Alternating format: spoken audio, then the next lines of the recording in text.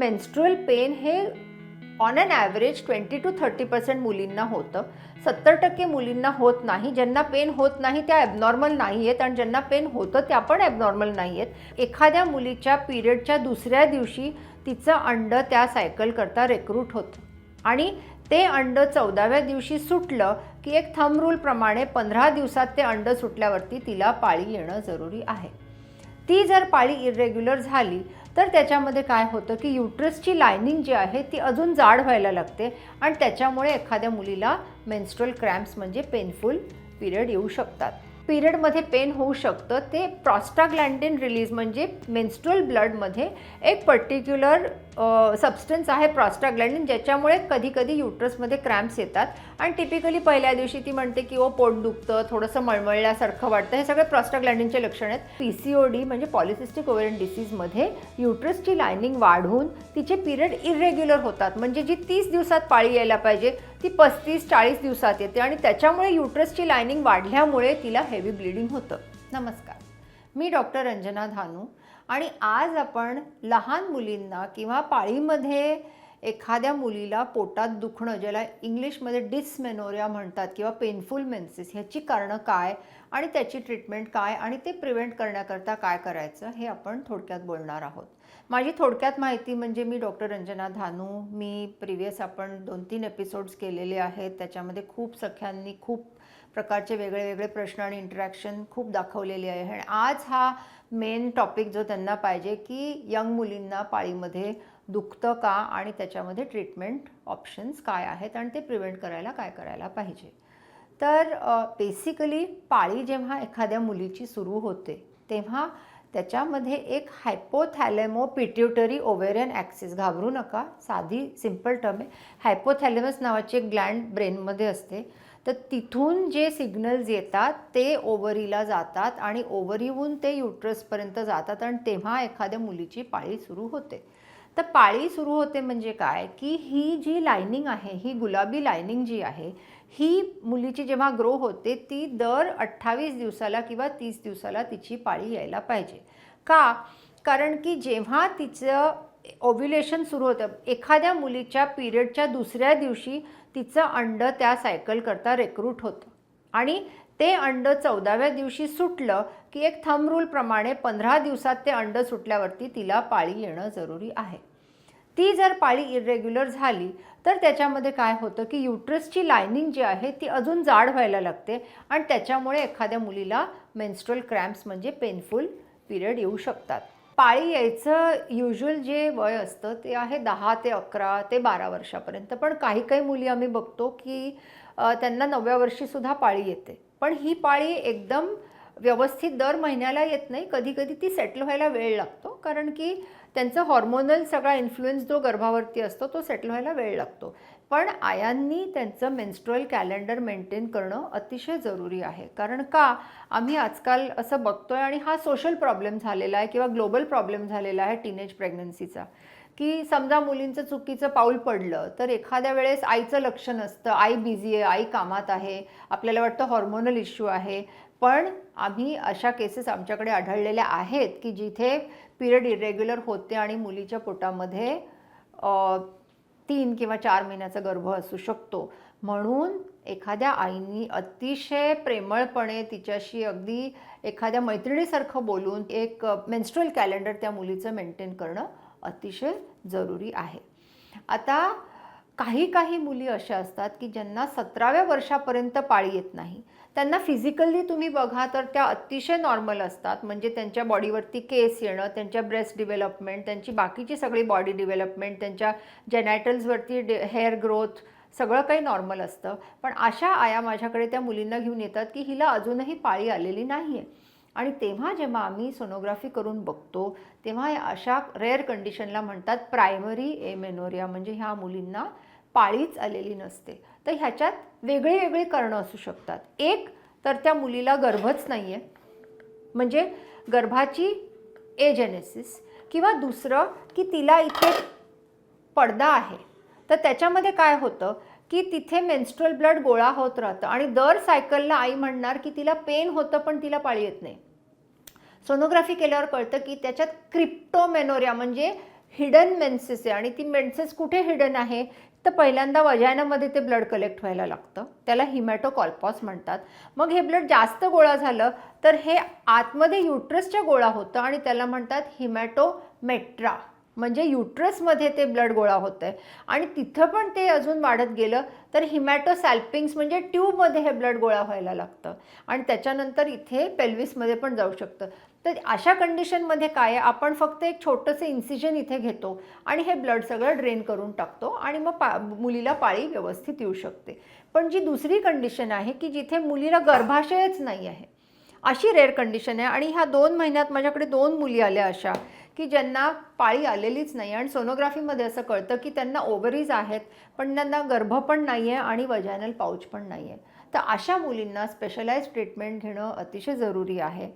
अशा आयांना आणि मुलींना आम्ही काउन्सिलिंगला बोलवतो कारण ह्यांना मूल होणं अशक्य नाही आहे असं नाही आहे, कारण त्यांना त्यांच्या ओव्हरीजमध्ये त्यांचे एग्ज आहेत, फक्त आपल्याला इथे सरोगसीचा बेनिफिट घ्यावा लागणार कारण तिला गर्भाशय नाही आहे तर आपल्याला कुठून तरी भाडोत्री गर्भ घ्यावा लागणार आहे, हे लक्षात ठेवणं जरुरी आहे. आणि ऑफकोर्स ज्या मुलींना वजायनल कधी अर्धा पाऊच असतो किंवा पूर्ण पाऊच ॲब्सेंट असतो त्यांना प्लास्टिक सर्जरीची गरज असते. तर अशा मुलींना स्पेशलाइज्ड काउन्सिलिंग आणि ट्रीटमेंट करता, फॅमिली करता आणि मुली करता हे मी इन्सिस्ट करते. आणि अशा मुलींना मी सांगते की त्यांना अतिशय तुम्ही ॲकॅडमिकली म्हणजे त्यांच्या करिअर वाईज त्यांना अतिशय स्ट्रॉंग ठेवा कारण त्यांना these girls have to be achievers. त्या अगदी रुटीन मुलींसारख्या डिपेंडंट आणि मी आता थोड्या वर्षांनी लग्न करणार, ऑफकोर्स लग्न करा पण तुमच्या पार्टनरला ही पूर्णपणे एक्सप्लेनेशन देणं जरुरी आहे की हिला नॉर्मली मुलं होऊ शकत नाहीत, हा फॅक्ट हिडन ठेवून चालत नाही. पण ह्याच्याकरता काय काय ट्रीटमेंट्स अवेलेबल आहेत ह्या आम्ही काउन्सिल करून अशा मुलींना भरपूर मदत करतो.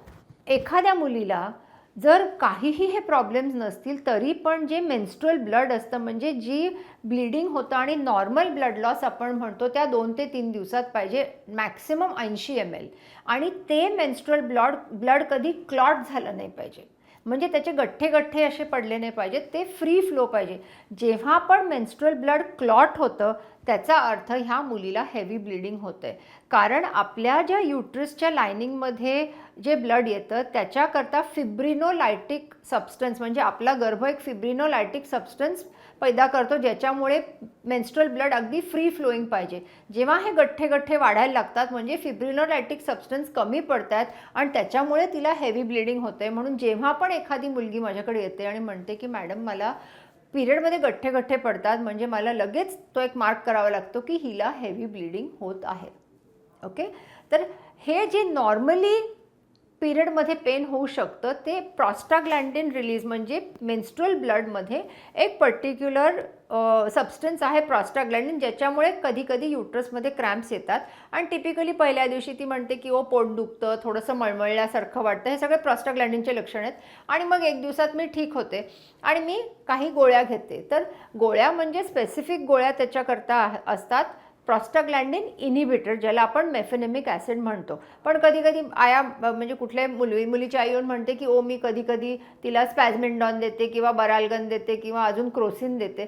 तर त्यापेक्षा स्पेसिफिकली ज्या मेन्स्ट्रुअल पेन करता डिझाईन गोळ्या आहेत मेफेनेमिक ॲसिडच्या त्या घेतलेल्या बऱ्या असतात. आणि कुठल्याही पेनकिलर बरोबर पॅन्टोडॅक म्हणजे अँटॅसिड एखादी आणि काही खाल्ल्यानंतर गोळी दिली तर मग तिला ॲसिडिटीचे चान्स कमी होतात. आता आपण गोळी म्हणलं की टिपिकली लगेच घरातल्या ज्या एल्डरली बायका असतात ते म्हणतात नको, गोळी दिली तर तिला पुढे जाऊन मुलं व्हायला त्रास होईल किंवा तिला सवय लागेल. असं काहीही नाही आहे. त्या मुलींनी एवढं पेन सहन करण्यापेक्षा एक साधी गोळी घेतली तर हरकत नाही. आता जर का हे पेन कंटिन्युअसली वाढायला लागलं आणि गोळी घेऊन सुद्धा तिला इफेक्ट नाही झाला तर मग आपण तिचा चेकअप सुरू करतो. तर चेकअपमध्ये काय, पहिले मी चेहऱ्यापासून सुरुवात करते. म्हणजे काय की तिला चेहऱ्यावरती मुरुमं आहेत का, मग तिच्या इथे किंवा चिनवरती किंवा ओठाच्या वरती तिला छोटे केस आहेत का, किंवा तिच्या ब्रेस्टवरती बारीक बारीक केस आहेत का, किंवा बेंबीच्या खाली काही केस आहेत का, ही सगळी लक्षणं, किंवा ऑइली स्किन आहे का, ही सगळी लक्षणं पॉलिसिस्टिक ओव्हेरियन डिसीजची असतात. आणि PCOD म्हणजे पॉलिसिस्टिक ओव्हेरियन डिसीजमध्ये युट्रसची लायनिंग वाढून तिचे पिरियड इरेग्युलर होतात. म्हणजे जी 30 दिवसात पाळी यायला पाहिजे ती 35-40 दिवसात येते आणि त्याच्यामुळे युट्रसची लायनिंग वाढल्यामुळे तिला हेवी ब्लिडिंग होतं. आता एक लक्षात ठेवा की माझ्याकडे जर का जास्त फॅब्रिक असेल तर ते फोल्ड्समध्ये पडणार. सिमिलरली जेव्हा युट्रसची लायनिंग वाढते तेव्हा ती फोल्ड्समध्ये पडून त्याच्यामध्ये पॉलिप किंवा गर्भाच्या कॅव्हिटीच्या आतमध्ये लायनिंग थिक होऊन पॉलिप म्हणजे द्राक्षासारख्या ग्रोथ्स तयार होतात, ज्याच्यामुळे सुद्धा क्रॅम्प्स आणि हेवी ब्लिडिंग येऊ शकतं. एक छोटासा ऑर्गन आहे हे युट्रस, पण ह्याच्यामध्ये वेगळ्या वेगळ्या गोष्टी आहेत ज्याच्यामुळे मेन्स्ट्रुअल क्रॅम्प्स येऊ शकतात. तर ह्या गोष्टी आपण एक सोनोग्राफीत अगदी इझिली आयडेंटिफाय करू शकतो. तर आपण आतून बाहेर जायचं म्हणलं तर एक तर नुसती ही लायनिंग थिक होऊ शकते. दुसरी गोष्ट ह्याच्यामध्ये पॉलिप किंवा काही द्राक्षासारख्या ग्रोथ येऊ शकतात. तिसरी गोष्ट मसलमध्ये 2 गोष्टी होऊ शकतात. ते काय? एक तर फायब्रॉइड्स ह्या मस्क्युलर गाठी असतात. ह्या 70% बायकांमध्ये आपण बघतो आणि त्या एकतर मसलमध्ये चालू होतात ग्रो व्हायला, मग त्या कॅव्हिटीमध्ये जाऊ शकतात किंवा वरती ग्रो होऊ शकतात. त्या एक किंवा मल्टिपल असू शकतात. तुम्हाला आश्चर्य वाटेल की काही काही बायकांमध्ये आम्ही ऑलमोस्ट 70 आणि 80 गाठी फायब्रॉइड्सच्या काढलेल्या आहेत. कधी कधी एकच मोठा फायब्रॉइड असू शकतो आणि ह्या फायब्रॉइडची पोझिशन बघितल्यावर आपल्याला कळू शकतं की तिला एकतर पेन होईल किंवा एकतर हेवी ब्लिडिंग होईल किंवा अँटिरियर फायब्रॉइड असेल तर लघवीला त्रास होईल किंवा मोशनच्या जागी मागे फायब्रॉइड असेल तर तिला मोशनच्या जागी प्रेशर येईल. तर ही सगळी जी सिम्पटम्स आहेत ही सोनोग्राफीवरती आपल्याला कळतात. एक दुसरा प्रॉब्लेम आहे ज्याच्यामध्ये अतिशय पेन आणि अतिशय सिव्हिअर इंटरमेन्स्ट्रुअल म्हणजे नुसतंच पाळीचं पेन नाही, पण 2 पाळ्यांच्या मधीसुद्धा जेव्हा पेशंटला खूप क्रॅम्पिंग होतं अशा कंडिशनला म्हणतात ॲडिनोमायोसिस. ॲडिनोमायोसिस म्हणजे अतिशय सिंपल आहे की ही जी लायनिंग आहे ही या मसलमध्ये वाढायला लागते आणि इथली ब्लिडिंग होते, ह्या ब्लडला बाहेर यायला जागा आहे, पण ह्या मसलमध्ये ज्या ग्लँड्स आहेत त्याच्यातून ब्लडला बाहेर यायला जागा मिळत नाही आणि जेव्हा ह्या मसलमध्ये ब्लिडिंग होतं तेव्हा ते ब्लिडिंग त्या मसल फायबर्सना स्ट्रेच करतं आणि त्याच्यामुळे पेशंट म्हणते की मला अतिशय पेन, म्हणजे कोणी अक्षरशः पोटामध्ये सुरी खुपसल्यासारखा मला पेन होतो. तर ह्या कंडिशनला म्हणतात ॲडिनोमायोसिस. ही कंडिशन आपण सोनोग्राफी आणि MRI आणि काय ब्लड टेस्ट ज्याला CA-125 म्हणतो ह्यांनी आपण आयडेंटिफाय करून किती सिव्हिअरिटी आहे त्याप्रमाणे आपण तिला ट्रीटमेंट देऊ शकतो. तर पहिली ट्रीटमेंट असते पेन किलर्स आणि दुसऱ्या काही स्पेसिफिक टॅब्लेट्स आहेत ज्या हॉर्मोनल टॅब्लेट्स असतात प्रोजेस्ट्रॉनच्या, ज्या मूल होण्याकरता काहीही त्याच्यावरती इफेक्ट करत नाहीत. कारण प्रत्येक वेळेस आपण कुठली टॅब्लेट म्हणलं की पहिला प्रश्न असतो की तिला मुलं व्हायला काही प्रॉब्लेम होणार नाही ना. तर ह्या ट्रीटमेंट्स नाही केल्या तर ही डिसीज ट्यूबपर्यंत जाऊन मुलं व्हायला त्रास होऊ शकतो. म्हणून जेवढ्या लवकर आपण ह्या गोष्टींची ट्रीटमेंट चालू करू तितक्या लवकर तिची फर्टिलिटी आपण प्रिझर्व करू शकतो. आता तिसरी गोष्ट म्हणजे काय आहे की तिला कधी कधी ओव्हरीमध्ये सिस्ट असू शकतात, म्हणजे ह्याला म्हणतात एंडोमेट्रिओसिस. जशी ही लायनिंग ग्रो होऊन इथून बाहेर पडते तशी ही लायनिंग इथून बाहेर मागे पडून तिच्या ओव्हरीमध्ये ब्लिडिंग होऊ शकतं किंवा ओव्हरीमध्येच असे काही चेंजेस येतात ज्याच्यामध्ये इथे ब्लड क्लॉट होतं आणि त्याला म्हणतात आपण चॉकलेट सिस्ट. म्हणजे ते चॉकलेट म्हणजे मुलीने किती चॉकलेट खाल्ले त्याचा काही ह्याच्यात संबंध नाही, पण हे ऑल्टर्ड ब्लड जे अडकतं त्याच्यामुळे ह्या मुलींना इतका त्रास होतो पोटामध्ये की अतिशय म्हणजे त्यांना इंजेक्टेबल पेनकिलर द्यावे लागतात आणि अशा वेळेस मग त्यांना औषधं आणि मग जिथे गरज पडेल तिथे शस्त्रक्रिया करून त्या सिस्ट आणि ते क्लॉटेड ब्लड काढणं जरुरी असतं. का? कारण तिची फर्टिलिटी किंवा तिची ट्यूबो ओव्हेरियन रिलेशनशिप आपल्याला सिक्युअर ठेवायची असते.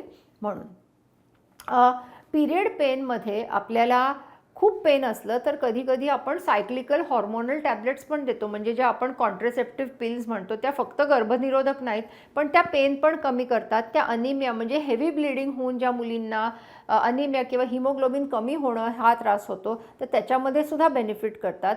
पिरियडचं पेन कमी होतं, पिरियडच्या पहिलेचे मूड स्विंग्स असतात म्हणजे चिडचिडेपणा हळवेपणा हा पण कमी होतो आणि तिचं ब्लिडिंग पण कंट्रोलमध्ये राहतं. कारण नॉर्मली एखाद्या मुलीची युट्रसची लायनिंग एवढी जर वाढत असेल तर आपण तिला पिल्सवर टाकलं किंवा टॅब्लेट्सवर टाकलं तर ती लायनिंग एवढीच वाढते आणि त्याच्यामुळे तिला क्रॅम्पिंग पेन थोडं कमी होऊ शकतं. आपण गोळ्या थांबवल्या की तिची फिजिओलॉजी नॉर्मलवर येते. म्हणून असं नाही आहे की कमी ब्लिडिंग होते म्हणजे तिच्या अंगातला कचरा निघत नाही. हे तर अतिशय एक म्हणजे मिथ किंवा एक इमॅजिनेशन आहे काही बायकांचं की भरपूर ब्लिडिंग गेलं म्हणजे अंगातली सगळी घाण निघून जाते, असं नाही आहे.